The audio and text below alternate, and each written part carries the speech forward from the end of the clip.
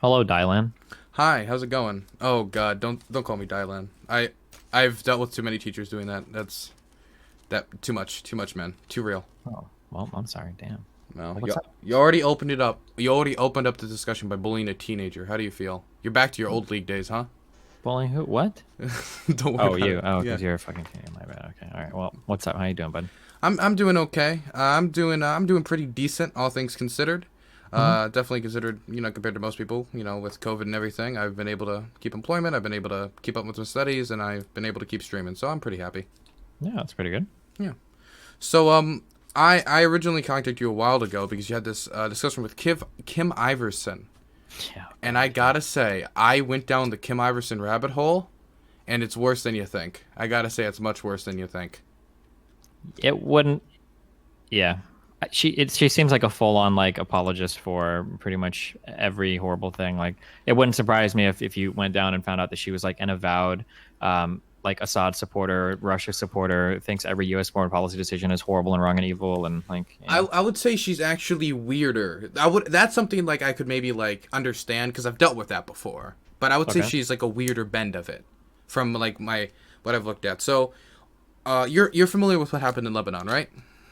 Like the civil war and everything, or Well, what? the explosion, the port explosion. Occurred is Oh, that. occurred. Oh, shit. Yeah. Oh, Yeah. wait. I thought you said Yemen. I'm sorry. I'm Oh getting no back. no not Yeah, the yeah. Yemen, Lebanon. Yeah. Go, go, go. Lebanon. Yeah. So Wait. Actually, wait. Catch us up on that. I didn't 100%. oh It, sure it was like some shit that basically got left at a stockpile for a long yeah time and sure. was like unattended and just fucking exploded. Yeah. What happened with I'll tell you what the evil Western-backed theory is. that? Okay. That's mean tested, and is most obviously what happened. And then I'll say what Kim Iversen has alleged. So Occurred is this is what occurred. I believe has occurred, right?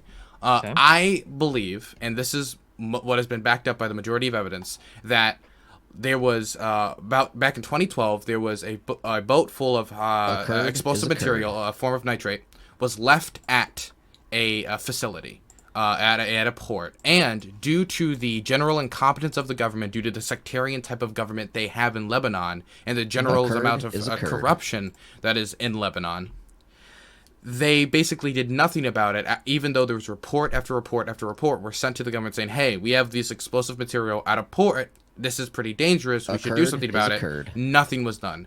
Nothing changed. They didn't do anything about it. And this is a government that has failed to do basic trash collection where the power goes out all the time, whose economy right now is in shambles, and that there's constant riots because you can't withdraw enough money. The economy's going under. A huge percent of the population, I think like 50% now, are in poverty, what would be Hmm. considered poverty in Lebanon.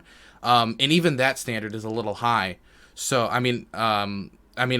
so it's really bad what's going on in Lebanon generally with how corrupt the government is.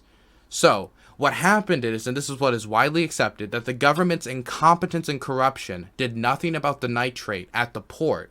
And so when Hmm. a fire broke out, now it's disputed what happened, whether it was a welding accident. Some people have alleged it may have just been fireworks. There's been a lot of like different things. I haven't checked in a while. They might have found a conclusion, right? But Okay. the important thing is that it was indecisive what caused the fire, right? It might be an oily rag. You have no clue. Okay. But there was a fire, and eventually the nitrate exploded, and it ended up killing a lot of people, doing huge damage to an economy that was already under a huge homelessness increase. It was really bad for an economy that was already in shambles due to government incompetence and corruption, right? Okay. And the vast majority of experts have blamed it on that incompetence.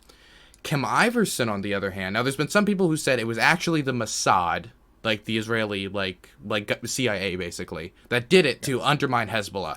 That's already Gotcha. far out. That's not what she thinks happened. She thinks it was either. She said it might have been the Mossad, and that the Mossad and CIA. And she titled this video "The Truth About Lebanon." So it's like one of her most viewed videos recently too. So it got a lot of attention, and it was received very positively. That the CIA and the Mossad might have worked together to blow up the port to undermine China. Interesting. And the reasoning she gives is because Lebanon might be part of the Belt and Road Initiative. And she gave zero evidence, absolutely zero evidence of this actually occurring. It was just some wild theory she made up in her head and put it in a video called "The Truth About Lebanon" and got over 100,000 views. Nice. And the reason why I think she did it is because this new Cold War thing between America and China gets a lot of attention these days. Anytime I try to go into a discussion about foreign policy, someone always asks me about China because it's the new thing. Trump, TikTok, all of it, right? The kids are into it. So I think she just tried to do everything possible to connect these two things. And she thinks that this was basically a plan by the Mossad and the CIA to undermine the Belt and Road Initiative, even though the Belt and Road Initiative in Lebanon was already probably dead since the whole nation was like in chaos. You're not going to make huge investment into a country which economy is in shambles and there's constant riots. It doesn't really make sense. But she just somehow tried to peg this in there with absolutely zero evidence and then called it the truth about Lebanon and got a ton of views. At this point, I consider Kim Iversen to be a conspiracy theorist. No one should take anything she takes about foreign policy seriously in any manner. Ever. Yeah, I mean, that's kind of the impression that I got talking to. Yeah. So that was the China video, and I if anybody wants to see me like go through the whole thing, it's 15 minutes of chaos. Oh, she also goes into some Uyghur statements in there too. She did that in like every video. It's really weird. Yeah. This is like a quick heuristic I have. This might sound kind of shitty. Oh fuck! Hold on. Wait, I'm so sorry. Give me 1 second. Give me 1 second. Give me 1 second. Give me 1 second. Give me 1 second. Hold on.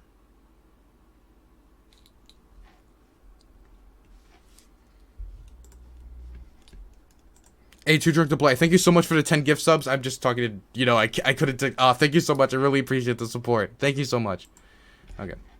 Just fucking chill. I'm storing up my VODs locally now because there's a weird thing going on with desync stuff. And I just said my computer ran out of space, so I'm hoping my video's not getting fucked up. Well, we're talking about some pretty high-level ideas. That must be your conversation. Must be. Why is my drive so small on this computer? My main drive is 237 gigs? Is that even possible? I don't know what I even have on here. Okay, don't worry about it. Okay. Wait. Let me delete this real quick.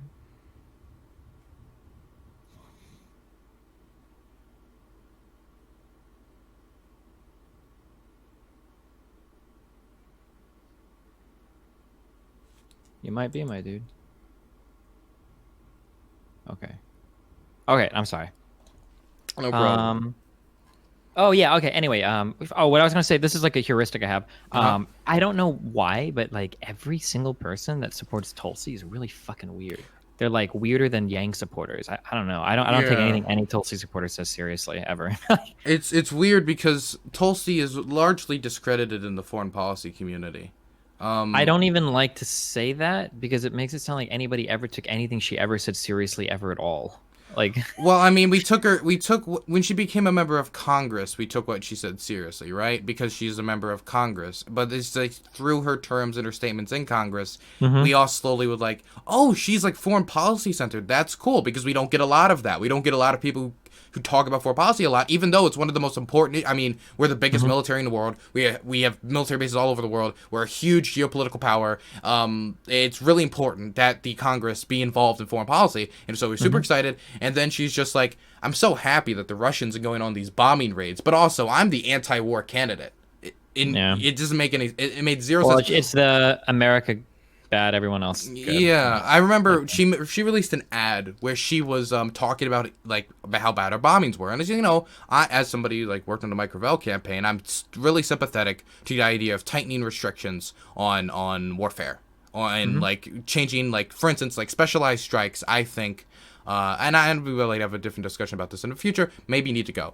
But she did an ad where she was talking about how bad it is, and while talking about it, literally showed footage, which I guess they just took stock of, but it was footage of Assad's barrel bombs.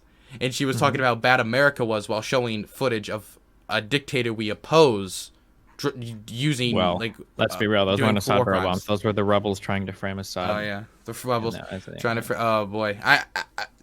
Every time I'm in a discussion about foreign policy and something like that comes up, all my alarms go off, and it's like, I don't know what to do now. Because just curious, run away.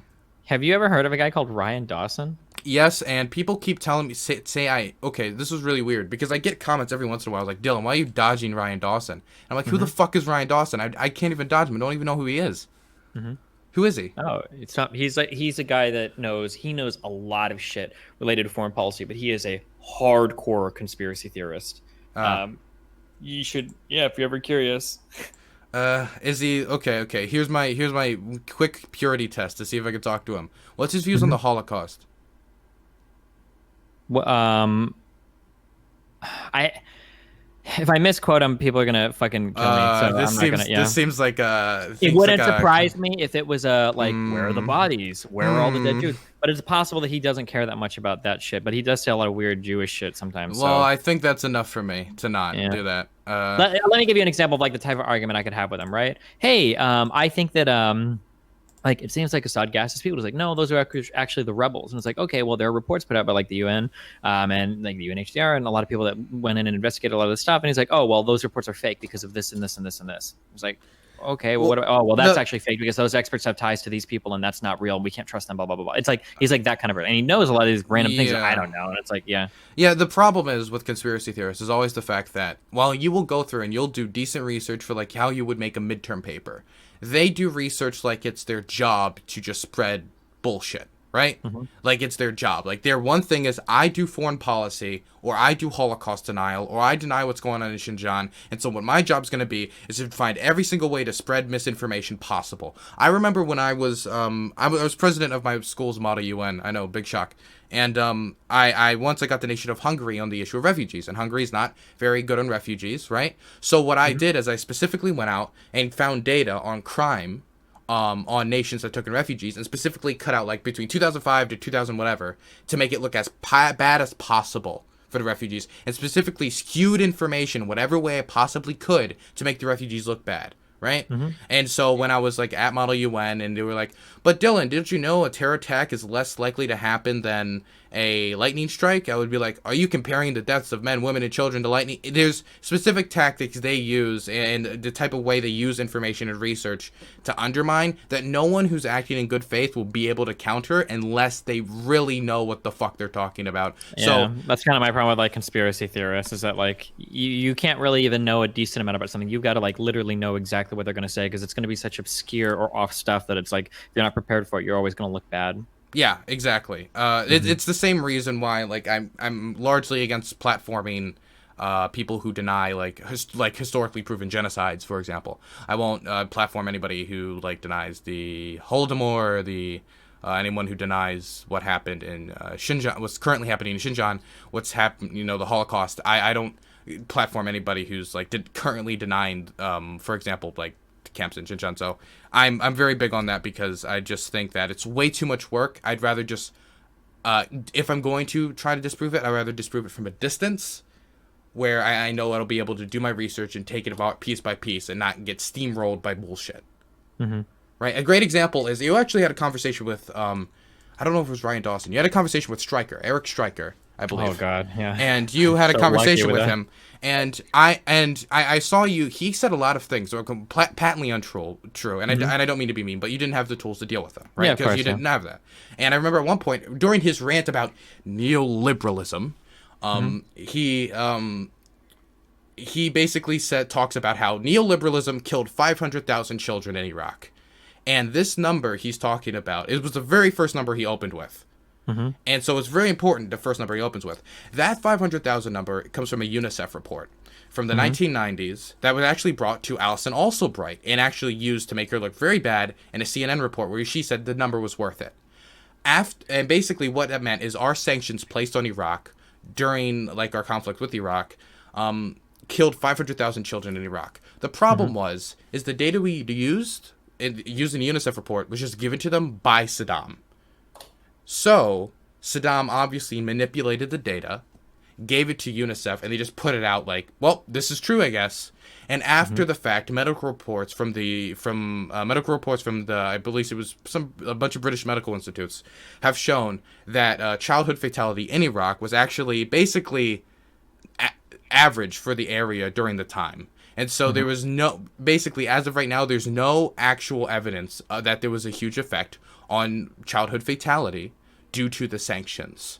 Now, I wouldn't be Hmm. surprised if there was, but the number of 500,000 is so Grossly over is so exaggerated. grossly exaggerated that you're only saying this if you purposely have gone out to leave out the fact that reports since then have shown that number to be complete bullshit. And I've confronted it time and time again.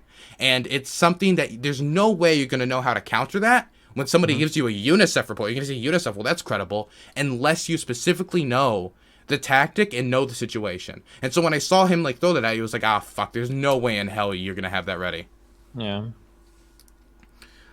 Anyway, so to the Kim Iversen conversation, where there's a few things that I wanted to get right off the back, since, you know, I'm a foreign policy guy, so I wanted to get all the non-foreign policy stuff you talked about kind of out of the way quick. The first thing about third parties and working under the current system. So I don't have like a philosophical problem with the concept of third parties being viable in our electoral system. I don't know if you do. I personally don't have a problem with that. The problem I do have is with people being ineffective under the current system and using all the tools at their disposal. If you want to have third parties participate in the American electoral system, it doesn't make sense to you to act like that's the current system and vote in a manner like that's the current system. You can advocate for it. You can vote for politicians in the two parties who might be trying to go in that direction. I know it'll be difficult. It's been set up purposefully in that way when it comes to debates. Ever since Ross Perot, it's only become more difficult.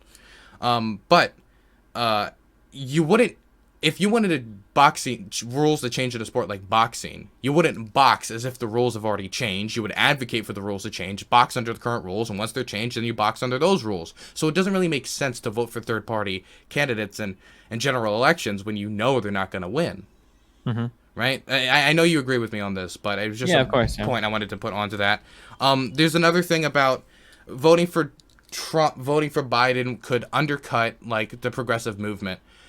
If we don't get Biden in there, we're going to be undercutting the foundation of what the progressive movement would need to build the change possible. If we get Trump in there for a second term, he's going to continue to gut healthcare, going to continue to gut environmental regulation, take away more time from the clock when it comes to environmental issues, and you know Greta Thunberg's big clock of like this is how much time until we all like thrown into the no-go zone and we all die, right? And it, like when it comes to gutting taxes and cutting taxes for people who we need to build a tax base to do the programs we want, like if you wanted Medicare for all, cutting rich people's taxes is not going to help you get there, for example. So I never really got that, because it's like if you have two systems, you can either keep the road as it is or fix it up a little bit, or go for the other option, which is literally blow it up. If you want to make the road so much better, cool, but make sure you don't blow it up in the meantime until you can make it better. So I know you agree with that too. I just wanted to throw that out there. Yeah, of course. And of course, I'll just throw this quick. Trump versus Biden on the environment. It's not even comparable. Biden acknowledges climate change is a thing. He has never said it was a Chinese hoax. Interesting fact, though, China actually thought it was a hoax made by the West to stop developing countries and said that in the 90s. A lot of people don't know that. But also, like, the 2035 renewable energy 100% like thing that he put out after the Bernie Biden like task force is really cool, and it's much better than anything we're ever going to get from Trump. And again, building the foundations is fundamental if we want a real actual progressive movement to come to fruition. So all that's completely unrelated. I just wanted to throw that out there. I know you're not going to give me any pushback, but before anything else gets out there, what's your favorite ice cream? Chocolate chip cookie dough. Mine's been chocolate chip. Now I can put debate destiny in the title. Wonderful. Okay, cool. Do you eat toothpaste for fun? Just curious. No, I just like mint flavored things, because you know mint leaves have been put in foods for generations and generations and generations, and nobody ever complains about eating mints and saying, oh, that's evil, that's bad, that's like eating toothpaste. We also used to coat all of our food in massive quantities of salt because we didn't have refrigeration. We've grown as a people. We've evolved past the need to eat mint leaves because we have better foods now. And if you like to eat toothpaste, I mean, that's cool. But, well, let me ask you a question then. You know how they flavor certain like medicines to try to make them taste better and like so you can deal with them? Like they'll make like cough drops like cherry. I think when it comes to mint and mint toothpaste, that's what they did.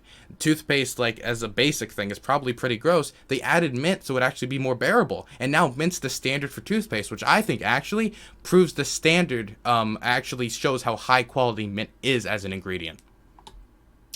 Wow, you know what? I actually had never... Wrong! Actually, what was really happening probably is when they created toothpaste, it seemed like not a big deal to just brush your teeth. You got water in there, you got toothpaste in there, might as well fucking eat it. They had all these problems with people in the early days of toothpaste eating giant fucking tubes of tooth. They would just brush your teeth, they'd swallow it. It was really fucking bad for you. So you know what they thought? They're like, what is the nastiest fucking thing that we can flavor this toothpaste with to make people know, hello, this is not fucking edible. You can't eat this shit. And they were like, I got an idea. Make it fucking mint flavored, because nobody in their right goddamn mind would want to eat any of that fucking shit. So you put the mint flavored toothpaste on your toothbrush, you grin and bear nasty shit, and then when you're done, you spit it out and you get it out of your fucking body because it's so horrible. Okay. Number one, I've watched a Jimmy Neutron movie. I know people eat toothpaste. That shit still, to some people, is good. Number two, why would they be angry about people possibly eating or consuming some amount of their toothpaste? All that means is the toothpaste runs out quicker and they'll be able to sell more toothpaste. No, because the people are getting unhealthy and sick as a result of consuming toothpaste. It hurts the toothpaste manufacturers. Notice how we oftentimes flavor things as mint that we need to tell people not to eat. Hey, that tea bag, it's flavored mint. Don't fucking eat it. Hey, your gum, that's flavored mint. You're not supposed to swallow it. Mint is actually a warning flavor showing people how much they're not supposed to eat a given thing. Why would somebody want to make mint? Then why is mint the most popular gum flavor then? Because wait, if the whole point of gum is to have a long-lasting flavor and something you can chew on all day, why would they make the most prevalent gum flavor mint? And why wouldn't they make it something else? When there are other flavors of gum, they make it kind of like a thing of the industry to, like, you know, don't eat and don't swallow gum, but mint is the most popular gum flavor, and that's something that's based off of you want to chew it and have it in your mouth all the time. Why would somebody want to carry around a pack of something in their mouth all the time that tastes like sorry. shit? You're just, mint is disgusting, okay? What's your next topic for me? Okay, thank you. Now I have it in the title. Thank you. You've saved me. You saved me. Now one last thing. I know you've lost partner. Could you email Twitch and tell them to give that to me? I'd really appreciate it. Yeah, I'll let them know. Thank you so much. Okay, so the first thing, Trump to the left of Biden on foreign policy issues. That it's something that when I hear this actually happen a lot, and I don't know if you've heard that a few times too. Anytime I hear that, I immediately disregard what the fuck somebody's about to say because they don't know what they're talking about. And there's a bunch of things she talked about, but I'll get through the stuff I know the least about first. So Latin American issues, which she touched on Venezuela, and she basically, like, that was all she talked about when it came to Latin America. Mm-hmm. Number one, Cuba is an issue that she didn't bring up for whatever reason. It's probably because, I know you brought it up for a brief period of time, but when it comes to what Biden's going to do on Cuba, it's going to be back to normalizing relations. Relations like Obama. Normalizing Obama era policy of normalizing relations. Now, of course, Biden's not a friend of the communist government in Cuba. He has said that, for instance, I don't want them on, like, the UN Human Rights Council, but that makes him still miles above what Trump is, which is the same type of maximum pressure bullshit that has never worked on Cuba and is never going to work on Cuba. And when you get to the idea, and I think we both already agree on that, when it comes to Venezuela, this is something that really perplexed me. Trump says a lot of things, and it's weird that she just takes anything that he says about foreign policy that looks slightly good on face value. Well, I mean, yeah, I mean, she does it because she's obviously a massive partisan hack. There might have been parts where it could have gone harder, but I feel like I more than adequately demonstrated that if I could show Trump and Obama doing a similar thing, she was willing to give so much leeway to Trump, but wouldn't give anywhere near as much to Obama. It was pretty cringy. Yeah. So one thing she says, well, John Bolton's gone. Well, we talk about the other people in his administration that's actually part of his, like, South American politics. We talk about Elliot Abrams, somebody who was involved in the Iran-Contra scandal and was found guilty of committing crimes. Guilty, and he still took on that person like it was his best friend to help him administer South American policy. How are we going to actually believe somebody's going to be able to engage with the Maduro government while also having people like Elliot Abrams in their administration? Of course, he had John Bolton, right? He had John Bolton in his administration, who actually is part of the reason why Soleimani was eventually killed, was because of policy set in place while John Bolton was there. But Elliot Abrams is still there. He's still a prominent figure when it comes to South American politics. And Trump has time and time again tried to undermine the government of Maduro, and has gone further than Trump ever would, than Biden ever would, by proposing invasion in private meetings. And this idea that he says in an off-color, like, time once or twice, like, yeah, maybe I'll talk to him. That doesn't mean anything. Trump says he's going to do a lot of things. Trump said he was going to get rid of the national debt on the campaign trail. Trump said that he opposed the Iraq War while trying to criticize other people on the debate stage when he was for the Iraq War. He went hard on Libya, for example, while he also supported intervention in Libya. These are things that I really don't get, because these are huge criticisms of Obama and mostly Biden here on the Iraq War and Libya. Trump, any criticism you could make of Biden on the Iraq War, you can also make of Trump. Trump also supported the Iraq War. Trump also supported the Libya War, where when you actually get into Biden on the conflict in Libya and the intervention in Libya to stop Muammar Gaddafi, his take, he's made actual speeches at like the Center for Internet. See, I forget the exact name of the thing. I'm horrible with it. But he made a speech where he talked about that behind closed doors, he was actually a lot more uncomfortable with the intervention, and he was personally one of the people actually pushing against further intervention into the Libyan conflict and against getting deeper into it. Now, that's something he said after the fact, which if I was a politician, I would say after the fact when something went wrong, it was bad. But I would give a lot more credence to Biden's words on that than Trump, when Trump, the day of, was praising it, clapping it along, right? But then years later is just denying that ever happened. Sure. So anything you could get on Biden for his worst foreign policy decisions, Trump would have been right there with him, voting for it or pushing for it. So anything you could say that Biden's done wrong on foreign policy, Trump would have done the exact same thing, right? Yeah, of course, at least, yeah. Yeah, now let's talk about some differences between them. And this is something that didn't come up. It was actually the conflict in Yemen. So while it is true that the Obama administration started its supplying of the war in Yemen, they were told a lot of things by the Saudi regime, which didn't come to pass. It was basically we'll be home by Christmas. It'll be 6 months. It'll be a quick incursion, right? That obviously, it's been 5 years now. It's been so much. It's not nearly been the amount of time that they said it was going to be, and the relationship between the Saudis and the Americans has changed significantly. For an example, the most obvious would be the killing of Jamal Khashoggi, which Trump, as recently revealed, basically saved, quote unquote, saved his ass when it came to the Soleimani, when it came to the killing of Jamal Khashoggi, completely trying to wipe him of any blame, trying to pretend nothing happened, and then making the argument that, well, we get jobs out of the relationship, basically putting a price tag on the lives of Yemeni men, women, and children, and those who were killed by the blockade and killed by American munitions in the country. And this, not only did he make that argument, but then when legislation came to the table, which Biden and, this is important, Kamala Harris, both of them have declared that they would support legislation to stop the support for the Saudi war in Yemen, and that legislation went onto Trump's desk after bipartisan approval from Mike Lee, Bernie Sanders, Ro Khanna, all of the big boys. He vetoed it. So not only does he support supplying them, he will veto legislation and veto anything to stop or put any pressure on the Saudi regime when it comes to the horrible crimes in Yemen. So when it comes to that sphere, it's not comparable. Trump is miles worse, and a Biden administration, we have a much better shot of stopping our support for that conflict. A war, which some people question why we would want to end that support since the Houthis are more aligned to Iran. My basic answer would be that I believe the Saudi Arabian government is too incompetent to win in the Yemeni sphere. I think they're too incompetent. After 5 years, they've shown no ability to make any real gains on the ground or take the port city that they need to really collapse the Houthi stronghold. Okay, so that's one. I'm sorry if I feel like I'm ranting right now. No, you're fine. Don't worry about it. Wait, can we take a quick break? I gotta ask my audience a question real quick, okay? Sure. Okay, hold on. Why? I feel like that before I was able to do this where my train would stop here, and it wouldn't go until this stop was available. How do I do that? Why is this not working? Proteus or Shawarma?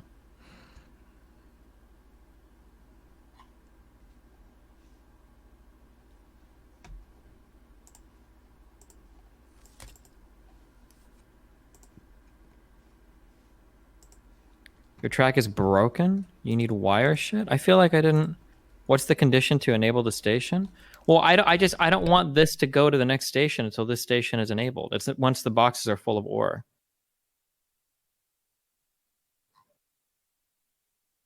If there are 3 stations, then it just goes to the next one. Yeah, but I had trains parked before. Why? This sounds like they're just gonna like run around like infinitely. Why? You need wire for that? No way. I don't think I ever wired these before. I think I did this all with the train logics.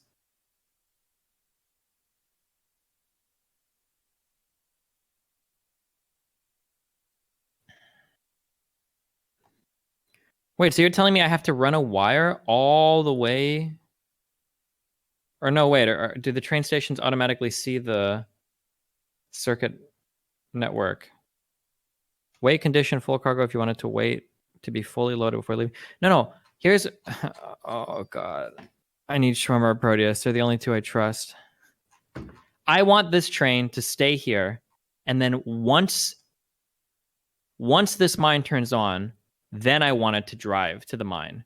And then it'll drive to the mine, wait until it's full, then come here, wait till it's empty to release everything, and then come here and park until it's full again.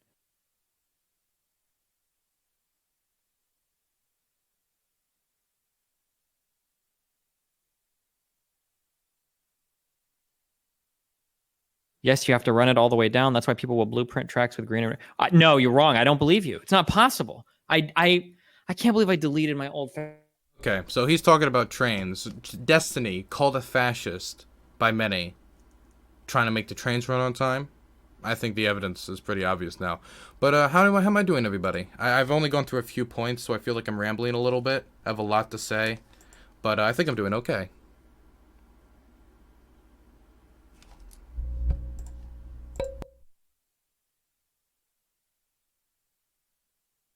You disable the stop until you want the train to come, then enable it. The stop is disabled. Are you saying I should disable the copper unloading stop too? I disable both of them?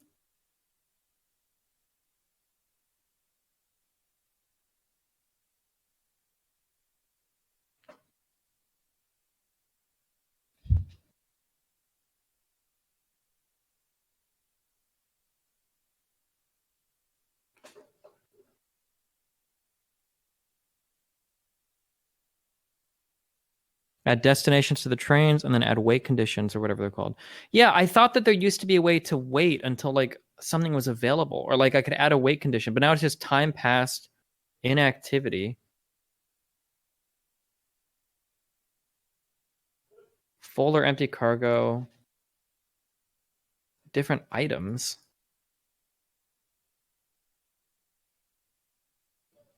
Fluid count, circuit condition.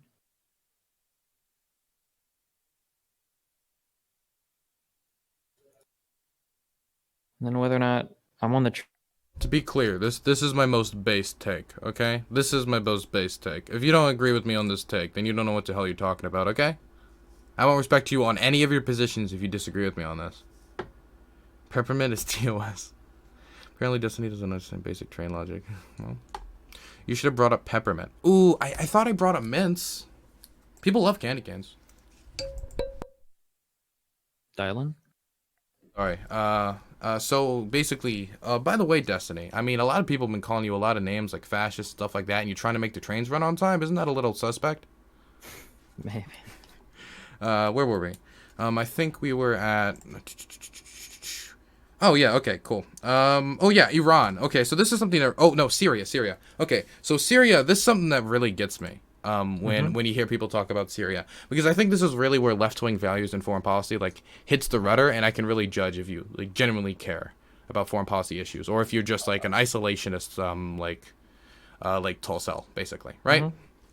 So when you talk about Syria, I can understand, for example, opposing Trump's attempt to assassinate Assad, or being against certain bombing raids, or being against, maybe even, I can even understand, to an extent, Timber Sycamore, which is a CIA op, which is too complicated to understand, to explain right now. But to not bring up the fact, or not to, like, go and say, okay, that was bad. And this is the same thing I throw at Tulsi when this was brought up at the debates, and then she started talking about, like, our support for different orgs, and not this.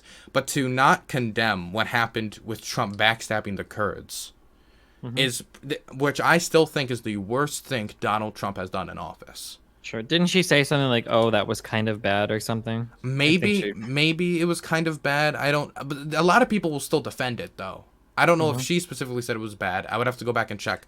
But I do know that it wasn't a big contentious issue for her, or it wasn't like something of extreme importance to her. And I do know that to some people it is of basically no importance, or they support it.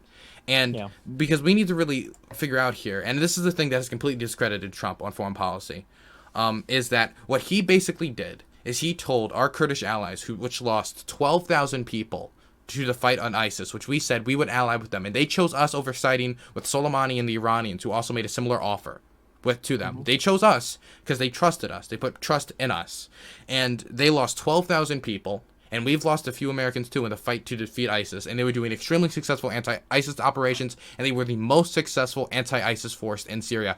You get statements from Partisan Girl showing you kind of maps, but look at all the land that the Syrian government took back, but most of it's desert, and it would be like if I said, in this war we took New York City, Washington D.C. and this, and then he was like, well, we took North Dakota. It doesn't make any sense in comparison. And then he tells them, because they have a contentious history with Turkey, to disarm their border with Turkey, to destroy their defenses, to make them feel more comfortable. And they take that trust and like, okay, Trump, we're going to disarm our defenses. Now, obviously, that's risky if they know they have a neighbor that hates them and views them as terrorists, and they're disarming their borders. That's a very risky move, but they do it. And right when they finish, that is the exact moment Donald Trump stabbed them in the back. Not only did he stab them in the back, they took their gun away while doing it. So they had no way to defend themselves and had to do everything possible to move defenses to the border. What followed was the most extensive list of human rights abuses and war crimes you could possibly list. Now, of course, due to the Kurdish population getting huge persecution in Turkey for years, their language being suppressed, kids being shot by security forces, the Kurdish identity, Kurds being called Mountain Turks, it's not hugely, it's not the big surprise that there were so many committed by Turkish-backed terror groups. They took Kurdish politicians out of cars and executed them on the side of the road. They used sexual assault as a weapon of war. They bombed hospitals. They would kill people, take their bodies, and sell them back to their families if they wanted to bury them. This is the most extensive list of war crimes. I think over 150 were documented. And recently there was a UN report that came out which further certified the amount of war crimes being committed. And during this entirety of this, Trump did a speedy withdrawal, which not only endangered the lives on the ground and a huge displacement that happened, but endangered the lives of our troops. And it was all based on the concept of, well, we need to bring the troops home, right? Like, you know, everybody wants to bring the troops home. This is a thing we hear all the time, like, bring the troops home. It's this kind of specter of foreign policy that's always there, that Americans want the troops home. So what he does is he takes them from Iraq, takes them from Syria, places them in Iraq. And that was bringing the troops home. Gotcha. Then he places them back in Syria, just near their oil fields. To run the oil. And then his excuse, he said, is that Turkey needed to clean out the area, which is probably not the best words to use for an ethnic for a population that has been continually persecuted by the Turkish government. Probably not the best use of words there.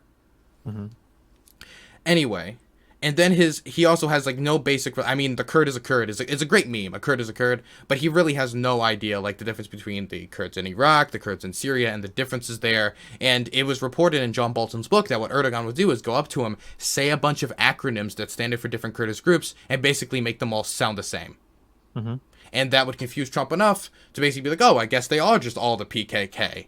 And like John Bolton was here just like completely like mesmerized as Erdogan worked his magic, and Trump would basically cave to Turkey. And NATO has also always had a problem with Turkey. I mean, recently has had a lot of problems with Turkey due to their bombastic nature in the Mediterranean Sea, in Libya, and in Syria, and in conflicts around the region. And of course, their threatening use of refugees as kind of like as a tool to kind of intimidate Europe. Of like, well, if you don't do this, maybe we'll just let all the refugees flood in. And not to mention their long-standing conflicts with Greece. And instead of being the president who's going to stand up to them and try to redefine a relationship with them, he has continuously caved to their demands in Syria, which has led to the deaths of our allies in the region and a completely discredited us to one of our most important allies in the region. Sure. So I think that's one of the worst things we did. And also, some people say, well, we needed to bring the troops home because, you know, that's the like pro-peace thing to do. I don't think pulling troops out of a region which causes a war to expand and more people to die is the pro-peace position. I actually think that would, if anything, be the pro-war position, because you're doing something that let the war expand and grow, right? Yeah, I think it's generally just kind of I don't even know if I'd call it. It's isolationist. It's just isolationism. It's not pro-peace. Kind of, but I think even without being an isolationist, I think it's just more just that like at some point we definitely get like war fatigue, and we definitely hit that after like 10 years of the Iraqi war, and so like just bring the troops home is super popular rhetoric, I think. It is popular rhetoric, but when you talk about Syria, we had 150 troops on the border that could have stopped for what happened. It was not like when you talk about like Iraq, that was like around the time it was like what 5,000 to 7,000 troops deployed, and not to mention he deployed troops in Saudi Arabia too. So it doesn't really make sense that he would take a very small troop deployment that was keeping thousands of lives safe and a really important ally safe, and then and do it because we need to bring the troops home, and then he just deploys them in Iraq and then back into Syria, while also deploying thousands of troops into Saudi Arabia. I think he's deployed 14,000 more troops during his term. It doesn't make any sense. Hmm. There's no consistency. But Trump's never had consistency in foreign policy. Yeah, but I think most Americans don't care about foreign policy, so Yeah, it's probably. that's true. But again, yeah, that's the sad truth. But you care, Mhm. don't you, Destiny? Yeah, I do. Yeah. Wonderful. See, you're my best friend, right? Thanks. Awesome. So, uh, yeah, I guess I could. I could talk about Syria forever and all of his horrendous decisions on Syria, but I got to move on because I have so many points here. The next thing would be Okay. Iran. I think she said that Iran is something that Trump's probably worse on. Obviously, the Soleimani Hmm. killing would be something that everybody could point to.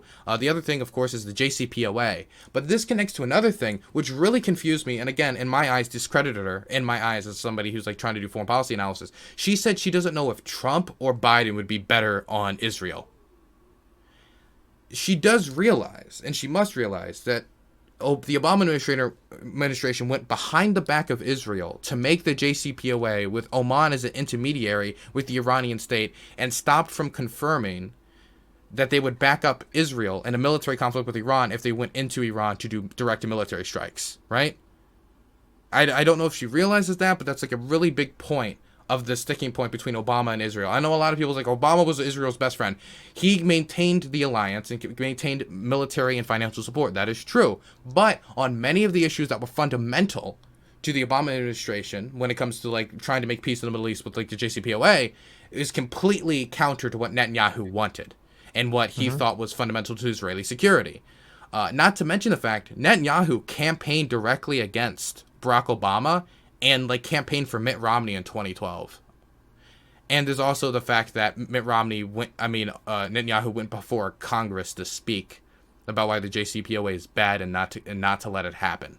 So it's very obvious that the Obama administration was much more willing to confront the Israel on issues than Trump, who's getting roads named after him and just rubber stamping anything Netanyahu does, whether it be annexation of the West Bank, or here's another example of incompetence on this issue: his appointment of his own kid Jared Kushner to make a Middle East peace plan. Somebody who has never had any foreign policy experience is going to somehow decandle one of the most complicated regions, some of the most complicated issues in the world, and we're going to put it in the hands of Jared Kushner, his son-in-law. Hmm. Right? So a lot of people will bring up like the Biden's kids, but then we'll immediately forget about Jared Kushner. Well, And I don't think that Biden is gonna appoint Hunter to any position of like ambassadorship or anything of that sort. hmm. Yeah, so nothing that would actually affect the United States security or its standing in the world. Yeah. Yeah. I know she probably, her stuff on the Uyghurs were pretty weird. I think they kind of speak for themselves on where she kind of was on the issue. Hmm. She also in the Lebanon video slid somehow into the Uyghur thing and started talking about it. And she talked about it in a very strange way in the Lebanon video, where she basically just showed the China's perspective, as in the party's perspective, Hmm. and then that was it. She didn't give the counter perspective from the West and the large amounts of evidence, whether it be the original denial of the existence of the camps, whether it be the satellite imagery and that eventually pushed them to confirm the camps and then them going 180 on their existence, whether it be the leaked documents, whether it be Xi Jinping's speeches about using the tools of dictatorship, whether it be the tons of testimony, whether it be report that has been all the reports that have been accredited, whether it be party documents talking about how to treat returning students. Hmm. All of that, she doesn't talk about any of that. She just talks about the party's perspective and moves on, which shows that and from her conversation with you, where she kind of gives this kind of like, there's two positions you can have on Muslims. It almost seemed like how she made it frame, where you either Hmm. bomb them all like America does, or put them all in camps and like China does. And at least when you put them in camps, they're still alive. Like that was the two. That's your two options. You get nothing else. Sure. Which, in one option, by the way, China is putting their own domestic population in these camps. They're not going into other countries and blowing people up. They're in their own population. That's what they're willing to do. Hmm. Put them in camps to, quote unquote, re-educate them away from the evil ways of terrorism, right? So if the worst thing we did, I think, to the Muslim population in America was what happened to them in New York City, was monitor them illegally, which was horrible. But eventually, they were sued, and there was a settlement from that case because it was Hmm. so horrendous what Bloomberg did to the Muslim population of New York City. And that was after one of the most recognizable and largest terror attacks in human history. Hmm. So I would say that when it comes to those issues, when it comes to the domestic population, like China, like it's just really weird for, and even if you didn't, like, we were gonna make this idea of like moral equivalency, you can just talk about how bad they are and not kind of like in one moment when you're confronted about it talk about deflect to America, or when you're making a video about it just give one side's perspective and not the other. We can listen to their perspective. It can be important for analysis to understand what they think's happening, but when you're not going to listen to the rest of the international community, which is giving a huge outcry, it made me extremely suspicious of her motives on that. Extremely suspicious. And I think the reason why is that she's so hyped up about this idea of a new Cold War that she's going to do everything possible to put China in the best framing and best light available, so to kind of do our best to pull us away from that, to pull the U.S. domestic population away from that. But then at the same time, frame every single conflict like it's a new Cold War, like the Lebanon video. It doesn't make any sense. Sure. Okay. Paris Climate Agreement. Trump is obviously, we already talked about how he's worse on climate change. The Paris Climate Agreement, one of the biggest examples of his inability to work with the international community on one of the most pressing issues of our time, which is not only important for like our survival, but is also important for America's security, and has been labeled as a national security issue. And even if you were to think that, you know, well, the Trump administration doesn't believe so, the military at least does, since they're making action plans on how to deal with it. The Inf Treaty, which is a nuclear arms treaty with Russia, which, you know, while people don't really talk about nuclear arms anymore since, you know, the Cold War is over, it's still something that concerns me greatly. And anything we can do to stop us all literally being like wiped off the face of the earth and atom bombs is better to me. And I don't think continued development of nuclear weapons when it comes to like new types of bombs or trying to like pull away towards more aggressive expansion of nuclear arms is anything I'm going to look favorably upon. Sure. Okay. Drone strikes. This is a weird thing because this is something that didn't come up at all. Drone strikes have skyrocketed under Trump's presidency.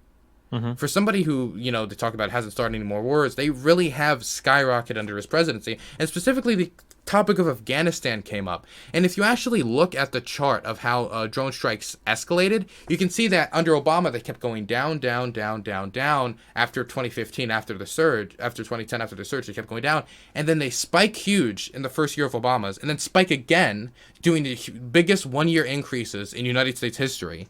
And then he also does something else. After these huge spikes, he drops the mother of all bombs, and then he revokes Obama-era rules that gave transparency to drone strikes. So he extremely increases the amount of drone strikes we're doing around the world, drastically increases them in Afghanistan, drops the mother of all bombs, and then says, okay, now the public, don't look what we're doing, no transparency, please. Which, if she's going to be like somebody who covers foreign policy and covers like the evils of American empire, it's pretty important to have this data available to us. But Trump wants to do this, but then pretend it's not happening. So then he's going to revoke transparency. Yeah, it sounds pretty fucked up. Yeah, I feel like I'm kind of preaching to the choir here. Yeah, I mean, I don't think we disagree much, but yeah. Reminds me of the trying to pass up information directly related to the coronavirus deaths. Yeah. Here's something actually that I agreed with her on. The idea that a president's job is like main job and first job is to be commander in chief. Now she said 80%. I mean, we could like, I don't know about percentages. I guess I would say 50, 40. Either way, it's the biggest. It depends on what's going on at the time. If like we're in the middle of a war, it's probably like, pretty important. But... I would say even not in the middle of the war, it's still probably the main priority of the United States president, as always, because it connects with every issue. When it connects to the domestic economy, it connects with trade. When it connects to national security or relations with other countries, it connects to basically every single issue. Foreign policy is a tabletop issue, but it just is never treated as a tabletop issue. So that's something I would agree with her. But then I think while going through all these points, it's just another point of why Trump needs to get out there, because he's someone with no experience on this, where Biden has served on the Foreign Affairs Committee, and he has served as a very foreign policy intensive vice president who helped bring about the JCPOA. And then we have Donald Trump, who has been for everything bad that Biden's ever done, and plus all this new shit, which he has blundered horrifically, like Syria. Of course, he's destroyed our relationship he's completely undercut our relationship with NATO. Here's a weird thing. Her discussion about North Korea, it was really dumb. I gotta be honest. The back and forth on North Korea, if I'm gonna be fair on that. So Obama had the highest approval rating of the South Korean population of any U.S. president in recent memory. He had an 80% approval rating. Trump at times, I think, had 9%. approval rating by the South Korean population. I think the highest it went up was during his negotiations with Kim Jong-un. They were like, oh, maybe he's actually going to pull out when no other president did. But even then, it was only at 47. So most South Koreans still saw through this weird kind of illusion he tried to build that he was going to kind of bring the home run pass. But people don't really talk about what went down during the negotiations. We caved to the North Koreans. We stopped military drills, which are integral to South Korea's security, while also praising him, and got nothing out of it. And you know, I am okay with maybe giving up liquid assets or maybe even a few security drills, as long as we make a really good pitch and make the best attempt at it.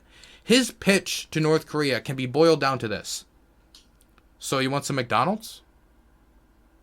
And I'm not kidding. He basically said, so you want your economy to do better? Look at all these cool things you can get if you make a good economy. It wasn't anything on the nuclear weapons, on anything like that. Like, hey, we'll give you this much money for each nuke, or we can start the process with one nuke at a time, and we'll decrease anything like that. Which all of those can be debated in their own right, and some of them I might have problems with. But his offer was, we'll give you Mickey D's, you give us all your nukes.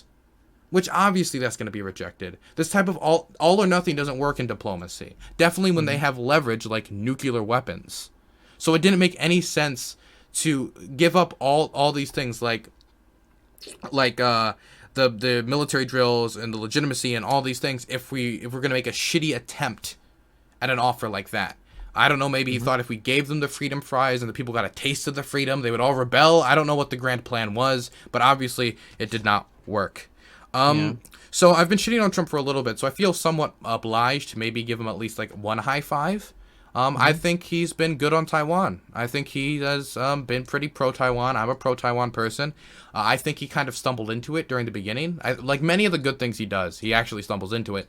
Like during his first call being with the Taiwanese leader, like I thought that was good, actually. I think sending that signal was good that we support Taiwanese sovereignty.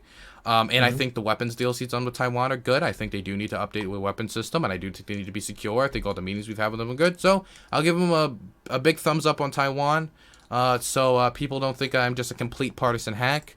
But I feel like I'm a conservative right now talking about the budget deficit. Like I'm just doing my best to seem not bipartisan, but also being extremely partisan. Yeah, I've already talked about Turkey. Already talked about that. I have a huge list here. Oh yeah, Trump's first drone strike killed an American girl.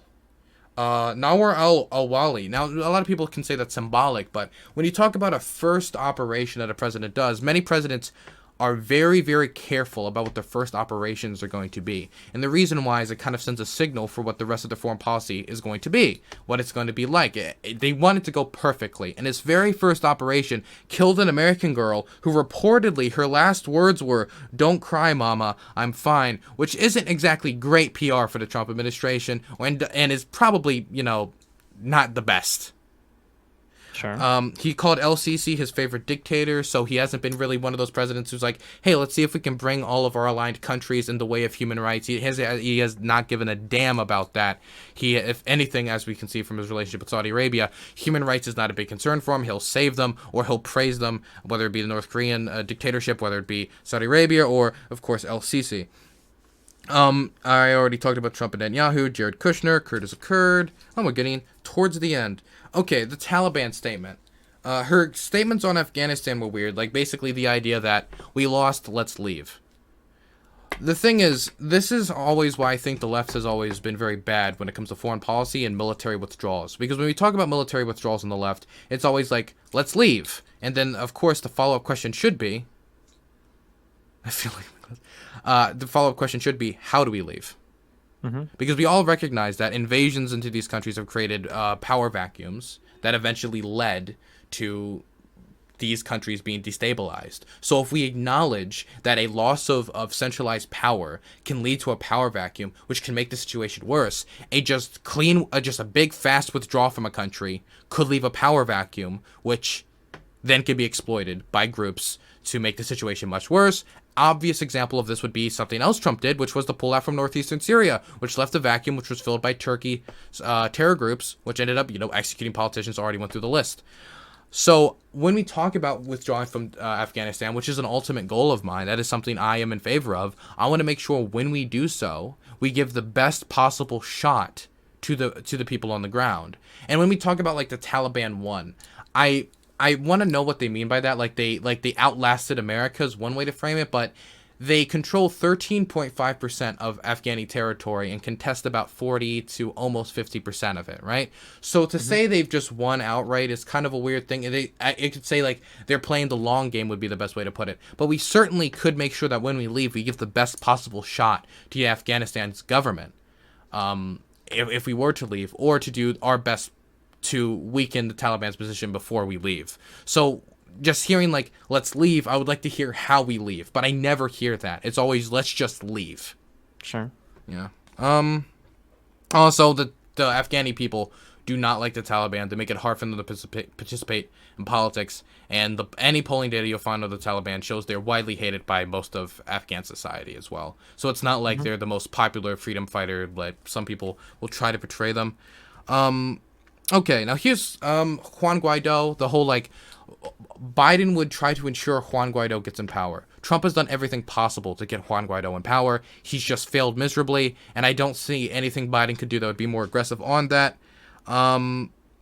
Okay, yeah, I think I've actually gone through basically everything on my list. I didn't think I would be able to, but you basically let me be a teacher at the end of it and bore everybody in your chat, so I'm happy to help with that, because this is look everybody, you're going through a pandemic, and I know a lot of you are older, but you got to get used to this virtual learning. This is just another example of that. Simple as that.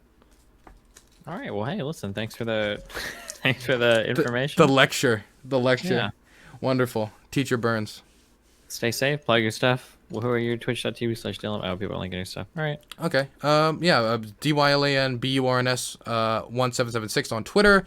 On Twitch, it's DYLANBURNS TV, Dylan Burns TV. I'd really appreciate any follows, any support you can give me. And Destiny, would you want to come on the Hippie Dippy podcast again? How many people is that one again? It is 8, but if we've been thinking about making it 3v3. Maybe I'll think about it. Just give me a date. Awesome. See you later, man. All right. Have fun. Bye. Bye. I feel like I'm the most boring person on the planet. I feel like I am the most boring person on the planet.